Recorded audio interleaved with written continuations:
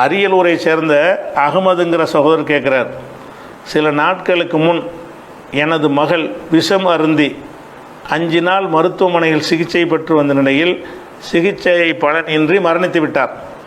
அவருக்கு சுவாச கருவி டியூப் வாய் வழியாக வயிறு வரை பொருத்தப்பட்டதால் அவருக்கு பேச முடியவில்லை. ஆனால் சுய நினைவு இருந்தது. பக்கத்தில் யார் வந்தாலும் அவருக்கு தெரியும்.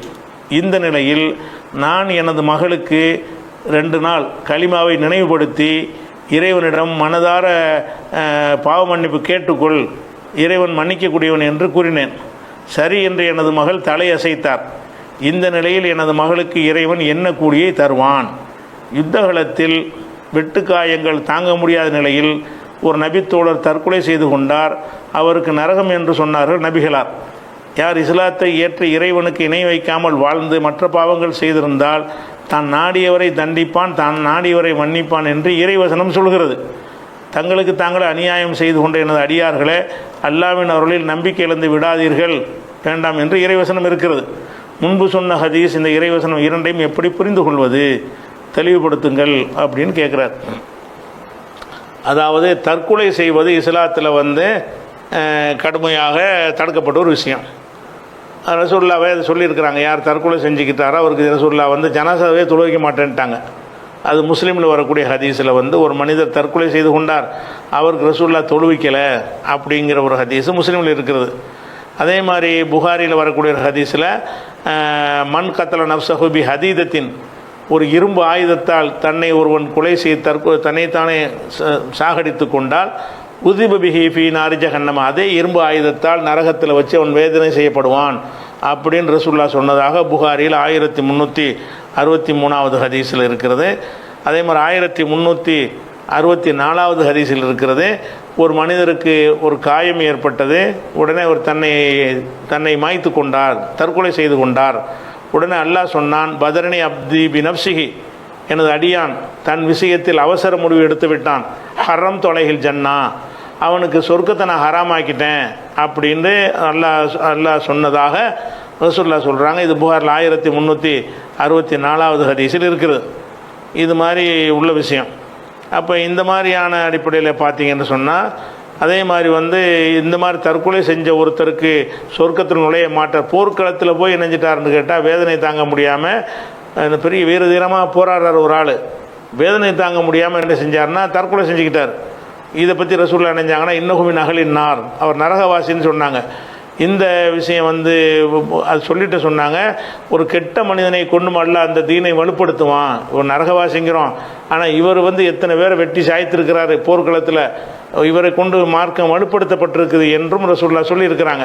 இந்த செய்தி புகாரில் 4202, 2898, 6606, 4207, 4203, அதே மாதிரி 3062 இவ்வளோ இடத்துலையும் இருக்குது. இது எல்லாமே தற்கொலை சம்பந்தப்பட்ட விஷயம் ஒரு குற்றம் என்பதை நம்ம தெளிவாக விளங்கிக் கொள்கிறோம். அதே நேரத்தில் தற்கொலையை செய்கிறதுல ஒரு விதிவிலக்கும் இருக்கிறது. என்ன விதிவிலக்குன்னு கேட்டால், அவன் தற்கொலையை முயற்சி செஞ்சு உடனே செத்துட்டான்னு வைங்க, அவன் அதை மன்னிப்பு கேட்பதற்கோ தௌபா செய்வதற்கோ வாய்ப்பு இல்லாமல் ஒருத்தனுக்கு போயிடுதுல. கடைசி செயல் அதுதானே. ஒருத்தன் உடனடியாக சாவக்கூடிய ஒரு விஷத்தை குடித்து விட்டான், உடனே சாவடிக்கக்கூடிய சைனட்டை சாப்பிட்டா உடனே செத்துருவான். அப்போ இவன் என்ன செய்ய மாட்டான், அந்த தவறுக்கு பாவ மன்னிப்பு தேடுவதற்கு இவனுக்கு சான்ஸே இல்லை. வேறு மாதிரி இப்போ நாள்பட சாவடிக்கக்கூடிய விஷத்தை குடித்தான்னு வைங்க, பிடிச்சி விட்டு ஆகா தப்பு செஞ்சிட்டமேண்டு அவன் உணர்வதற்கான வாய்ப்பு இருக்கிறது. அப்போ அந்த மாதிரி இருக்கும்போது ரசூல் ஸல்லல்லாஹு அலைஹி வஸல்லம் அவர்கள் அதை பிரிக்கிறாங்க. தற்கொலைக்கு முயற்சி செஞ்சவர் கொஞ்சம் சாகாமல் இருந்து அதை உணர்ந்து கொண்டார்னு சொன்னால் அவருக்கு குற்றம் வராது, தற்கொலை செய்த பாவம் வராது என்பதை ரசூல் ஸல்லல்லாஹு அலைஹி வஸல்லம் அவர்கள் ஒரு சந்தர்ப்பத்தில் விளக்குறாங்க. அது என்ன சந்தர்ப்பம் என்று கேட்டால்,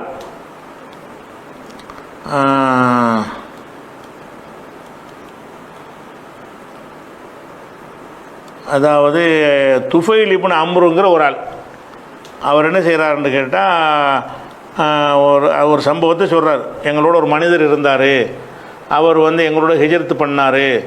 மதீனாவுக்கு வந்தவுடனே மதீனா அவருக்கு ஒத்துக்கிறலன்னா அவர் கடுமையாக ஒரு இஸ்லாத்துக்கு வந்தார், ஹிஜ்ரத்லாம் பண்ணி வந்தார்.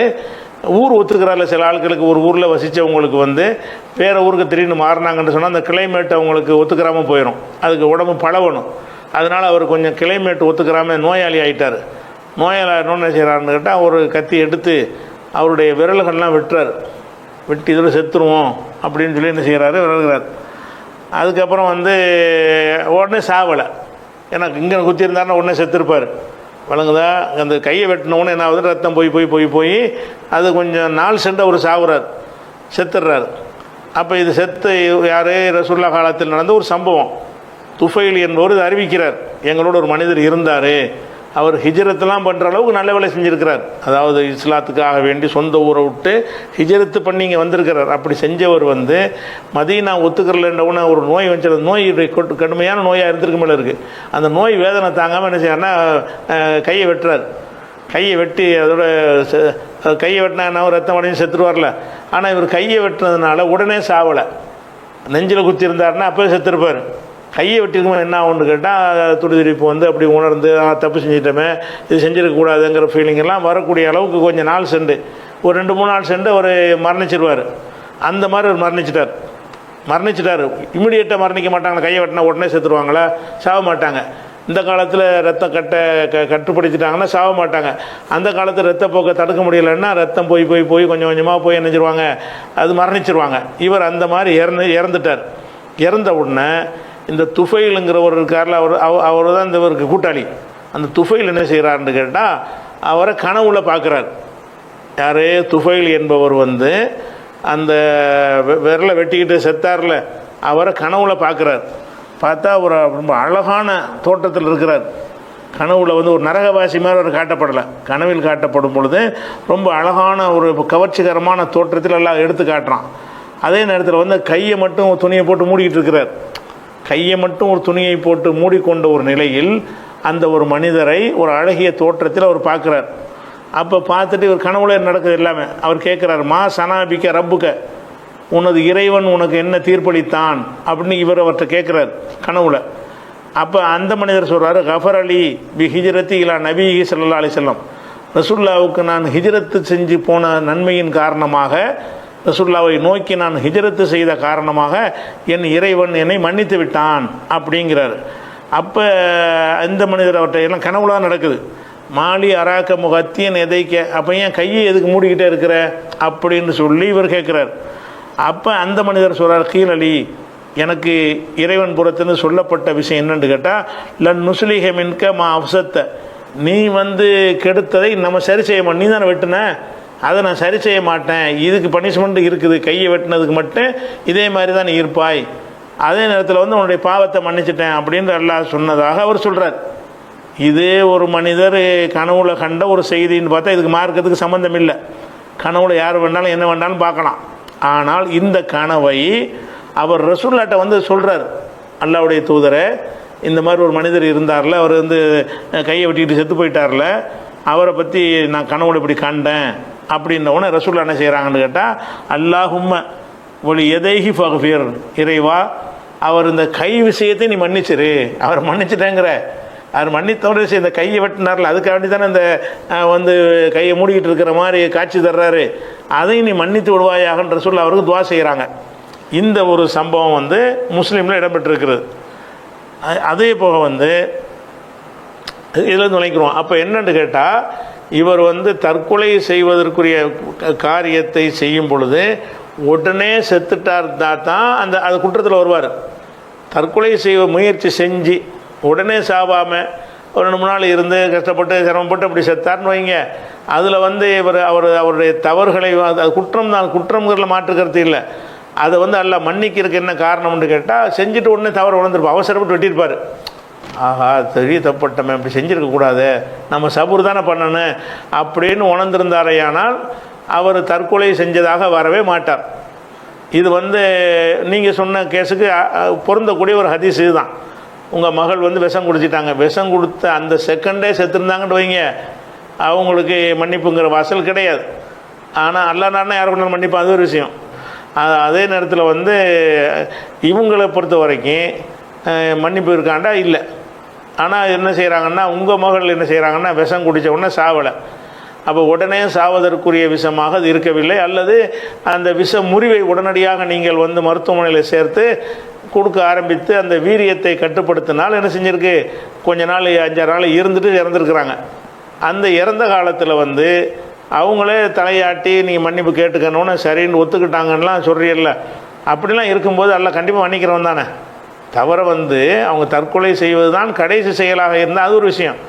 தற்கொலைக்கு முயற்சி செய்து தீ குளிச்சிருவான் ஒருத்தன், காப்பாற்றிடுவாங்க, 10 நாள் கழித்து சாவுவான். கண்டிப்பாக அவன்லாம் என்ன செய்வான்னு கேட்டால் தற்கொலை செஞ்சு செத்தான்னு நம்ம சொல்லக்கூடாது. அவன் அந்த நேரத்தில் சாகாமல் கொஞ்ச நாள் இருந்துட்டு மரணித்தார்களே ஆனால் அவர்களை தற்கொலை செய்தார்கள் என்று முடிவெடுக்கக்கூடாது. அந்த ஸ்பாட்லேயே இறந்து போனால் மட்டும்தான் எடுக்கணும். அது விஷம் குடித்து விட்டு 2 நாள் கழித்து இறந்தார்ன்னு சொன்னால் அது வந்து அவர் அதுக்கு திருந்திருக்க வாய்ப்பு இருக்கிறது, அவர் மன்னிப்பு கேட்டிருக்க வாய்ப்பு இருக்கு, நல்லெண்ணம் தான் வைக்கணும். வைத்து ரசூல் என்ன செய்கிறாங்கன்னு கேட்டால் அவர் ஏன் நீ அவர் நல்ல ஆள் தான், அவர் கையை மன்னிப்பாயாகன்னு அந்த கைக்கு உள்ளதுக்கு சேர்த்து ரசூல்லா மன்னிப்பு கேட்குறாங்க. அப்போ இந்த மனிதர் தற்கொலைக்கு தான் முயற்சி பண்ணினார். முயற்சி பண்ணிவிட்டு உடனே சாவலை. ஏன்னு கேட்டால் அவர் செஞ்ச காரியம் உடனே சாவடிக்காது.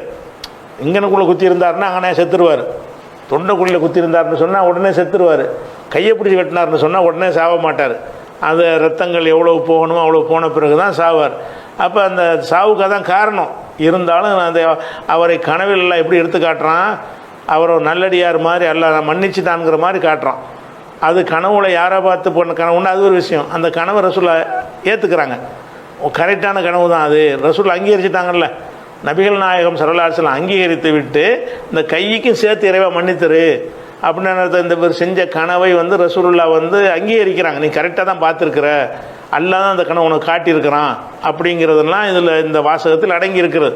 அதனால் அந்த துஃபைல் அவர்கள் அறிவிக்கிற இந்த ஹதீஸ் வந்து தற்கொலை செய்கிறவர்கள் விஷயமாக நம்ம எடுக்க வேண்டிய முக்கியமான ஒரு முடிவை சொல்கிறது. நிறைய பேர் என்ன செய்கிறாங்கன்னா தற்கொலைக்கு முயற்சி பண்ணி ஆஸ்பத்திரியில் வச்சு 5 நாள் கழிச்சுலாம் இறந்து போவாங்க. அவங்களுக்குலாம் ஜனாசா துளைக்க மாட்டேன்னு சொல்லக்கூடாது, அவங்க ஜனாசாவில் கலந்து கொள்ள மாட்டேன்னு சொல்ல இயலாது. ஏன்னு கேட்டால் 4 நாள் 5 நாளில் அவங்க எவ்வளோ அந்த பாவங்களை உணர்ந்திருப்பாங்க. தற்கொலை செய்கிற எவனுமே அந்த ஒரு செகண்ட் மாறிட்டால் அந்த சிந்தனை அவனுக்கு மாறிடும். தற்கொலைங்க அந்த ஒரு செகண்டில் எடுக்கிற முடிவு தானே தவிர அது வந்து மீண்டுட்டான்னு வைங்க காலத்துக்கு தற்கொலை பண்ண மாட்டான். அதனால் ஒரு அவசரப்பட்டு எடுக்கிற ஒரு முடிவு தான். அப்போ அந்த மாதிரி முடிவை எடுத்து அந்த நிமிஷமே அவன் சாக வேண்டும். தற்கொலை செய்தவருக்கு ஜனாசா தொழுகை இல்லைன்னா என்ன அர்த்தம்னு கேட்டால் ஸ்பாட்லேயே அவன் சாகணும். அப்படி இல்லாமல் அதுக்கு பிறகு சில மணி நேரங்கள் சில நாட்கள் உசுரோடு இருந்து செத்துருப்பானே, தீ குளித்து 5 நாள் கழித்து சாவுறான், உணர்வுலாம் இருக்குது அப்படின்னு இருக்குவையானால் 5 நாளில் அவன் என்ன செய்வான், அவனே கூட உணர்ந்திருப்பான். உங்களுக்கு தெரியாட்டா கூட அவன் உடனே சாவலைன்னா அதுக்கு பாவ மன்னிப்பு தேடி இருப்பான் என்று நம்ம நல்லெண்ணம் வைக்கணும். ஏன்னா அப்படி வச்சா இது மார்க்கத்தை குற்றம் வந்து அவர் அப்படி தானே அவர் இறந்துருக்கிறாரு, வெளிப்படையாக பார்த்தா தற்கொலை செஞ்சார் என்று தானே சொல்லணும். இப்போ ரசூலா என்ன செய்யலை, அதெல்லாம் கிடையாது, இப்போ அவன் தற்கொலை பண்ணியிருக்கான், அவனுக்கு போயிட்டு இப்படி கனவுல எல்லாம் காட்டுவான்னு ரசூலா கண்டிச்சிருப்பாங்கல்ல. கனவுல எப்படி அது காட்டுவான், செய்தான் வேலை அப்படின்னு ரசூல்லா சொல்லலை. கரெக்டு தான், அவருக்கு மன்னிக்கப்படக்கூடிய ஒரு ஆள் தான் அப்படின்னு ரசூல் ஸல்லல்லாஹு அலைஹி வஸல்லம் சொன்னதை பார்க்குறோம். அதனால் வந்து நீங்கள் 1000 ஹதீஸை கொண்டாந்து போட்டாலும் இந்த ஒரு ஹதீஸு அனைத்துக்கும் அந்த வித்தியாசத்தை விளக்கும் ஹதீஸாக இருக்குது. தற்கொலைக்கு உள்ள குற்றங்களை சொல்லக்கூடிய எல்லா ஹதீஸும் கரெக்டான ஹதீஸ் தான். ஆனால் அதுக்கு என்ன அர்த்தம் என்று கேட்டால் அந்த தற்கொலை இமிடியேட்டாக நடந்திருக்கணும். அதாவது விஷத்தை குடித்து உடனே செத்துருக்கணும், கழுத்து அறுத்துக்கிட்டு உடனே செத்துருக்கணும். அப்படி உடனே சாகாமல் சில நாட்களுக்கு பிறகு அவர்கள் அதனால் செத்துருப்பார்களே. ஆனால் விஷம் குடித்து கூட ஒரு 10 நாள் கழித்து ஒருத்தன் சாகுறான் என்று சொன்னால் அவனை வந்து தற்கொலை செஞ்சான்ற அளவுக்கு நம்ம எடுத்துக்கொள்ளக்கூடாது. அவனுக்கு பாவ மன்னிப்பு தேடலாம், அவனுக்கு ஜனாசா தொழுகை நடத்தலாம். ஏன்னா அப்படியான ஒருவரை ரசூல் ஸல்லல்லாஹு அலைஹி வஸல்லம் அவர்கள் சொர்க்கவாசியாக காட்டுகிறார்கள். சின்ன ஒரு மைனரான ஒரு தண்டனை தான் கொடுக்கப்பட்டிருக்கிறது, பெரிய பெரிய அளவில் தண்டனை அவர் கொடுக்கப்படல. அதுக்கும் சேர்த்து ரசூலுல்லாஹ் மன்னிப்பு கேட்குறாங்க. அப்படின்னா என்ன அர்த்தம், அவர் செஞ்ச செயல் தப்பாக இருந்தாலும் அது மன்னிக்கத்தக்க செயல் தான். ஏன் அப்படி மன்னிக்கத்தக்க செயல் ஆகுதுன்னு கேட்டால் இமிடியேட்டாக சாகலை, அவர் உடனடியாக சாகலை அப்படிங்கிறதான். அப்போ இந்த ஹதீஸை வைத்து நம்ம விளங்கும்போது உடனடியாக செத்தால் மாத்திரம்தான் தற்கொலை. தற்கொலைக்கு யார் முயற்சி பண்ணாலும் சரி அந்த ஸ்பாட்டில் மன்னிப்பு கேட்க வாய்ப்பு இல்லாமல் மரணித்து விட்டால் தற்கொலை எடுத்துக்கொள்ளணும். ஒரு நாள் இருந்து செத்தா கூட அவன் தற்கொலை நீங்கள் சொல்ல முடியாது. ஏன்னு கேட்டால் தற்கொலைக்கு முயற்சி பண்ணினான், அந்த செகண்டு தன் தவறை உணர்ந்து அல்லாட்ட கேட்டிருப்பான். கேட்டது உங்களுக்கு தெரியாட்டாலும் நீங்கள் நல்லெண்ண வைக்கணும், கேட்டிருப்பான். அது மன்னிக்கப்படக்கூடிய ஒரு அம்சம் இருக்குது. ஹதீஸ் பிரகாரம் அது மன்னிக்கப்படக்கூடிய அம்சம் இருக்குதுன்னு தெரியுதுல்ல, நீங்கள் மன்னிப்பு கேளுங்க. அதனால் இப்படிப்பட்டவர்களுக்கு நம்ம கடந்த காலத்தில் ஜனாசா தொழுகை வேணான்னு நம்ம சொல்லி இருக்கிறோம். இந்த ஹதீஸை பார்க்காம நம்மளும் சொல்லியிருப்போம். கண்டிப்பாக இந்த மாதிரி கேள்வி வரும் பொழுது சொல்லியிருப்போம். 10 நாள் கழிச்சு இருந்தால் கூட அவர் தற்கொலைக்கு முயற்சி பண்ணிட்டாருன்னு சொல்லியிருப்போம். ஆனால் இந்த ஹதீஸை நம்ம பார்க்கும்போது இது நமக்கு கவனத்துக்கு வரல. இப்போ கொஞ்சம் ஆழமாக தேடி பார்க்கும்போது இப்படி ஒரு ஹதீஸை பார்க்கும் பொழுது அப்போ தற்கொலை என்பதை 2ஆக நம்ம பிரிக்க வேண்டும். தற்கொலை முயற்சி செய்து உடனே சாவுதல் என்பது ஒரு வகை, தற்கொலைக்கு முயற்சி செய்து உடனே சாகாமல் சில நாட்களுக்கு பிறகு சாவுறது என்பது ஒரு வகை. இந்த சில நாட்களுக்கு பிறகு ஒருத்தர் சாவாரையானால் அவர் நம்ம தற்கொலை செஞ்சாருங்கிற ஒரு முடிவுக்கு அவன் செய்யலை, அல்லாஹ் அவனை காப்பாற்றி அவனாக தான் மௌத்தாக்கியிருக்கிறான்னு எடுத்துக்கொள்ளணும். சில நாட்கள் இருந்ததுனால அதனால் நீங்கள் தாராளமாக என்ன செய்வாங்க, உங்கள் மகளுக்கு கண்டிப்பாக அல்லாஹ் அவர் மன்னிப்பு கேட்ட நிலையில் மரணித்திருப்பாரையானால் அல்லாஹ் மன்னிப்பான் என்ற அந்த தவறை உணர்ந்து திருந்தி கொண்ட நிலையில் அவர் மரணிச்சிருக்கிறாரு. அப்படி அவர் சொல்லாட்டா கூட நீங்கள் செய்யலாம். இவர் ரசூல்லா தலையை வச்சு கேட்டு அப்படிலாம் இவருக்கு நடக்கவே இல்லை. அவர் இறந்த மன்னிப்பு கேட்டார்னு வரவும் இல்லை. அப்படி நினைக்கின்ற அந்த மனிதர் மன்னிப்பு கேட்டதாக வருதா, முயற்சி பண்ணினார், ரத்தம் ஓடி அவர் செத்து போயிட்டார்னு வருது. சில நாட்களுக்கு பிறகு செத்தார்னு வருதே தவிர அவர் அல்லாஹ்விடத்தில் மன்னிப்பு கேட்டாருங்கிறதுக்கு எந்த ஒரு ஆதாரமும் வரவே இல்லை. அப்படி இருந்து ரசூலுல்லாஹ் என்ன செய்கிறாங்கன்னு கேட்டால் அவருக்கு மன்னிப்பு தேடுகிறார்கள். அல்லாஹ் அவருக்கு என்ன செய்கிறான்னு கேட்டால் மன்னிப்பு கொடுக்கவும் செய்கிறான். அப்படின்னா என்ன அர்த்தம், உணர்ந்திருப்பார்னு நம்ம விளங்கிக்கணும். அதுக்குரிய ஆதாரம் கிடைக்காட்டா கூட உணர்ந்திருப்பார். இந்த மாதிரி தான் எந்த ஒரு தற்கொலை செய்த ஒரு பிரச்சனைகளையும் ஸ்பாட் அவுட்டுன்னு சொல்கிறோம்ல, அந்த ஸ்பாட் அவுட்டுக்கு மட்டும்தான் அந்த தற்கொலை சட்டம் வரும். அப்படி இல்லாமல் 1 நாள் 2 நாளைக்கு பிறகு அவர் இறந்தாரையானால் அந்த தப்பை உணர்ந்து இறந்திருப்பார். அதனால் நம்ம தற்கொலை கணக்கில் எடுக்கக்கூடாது.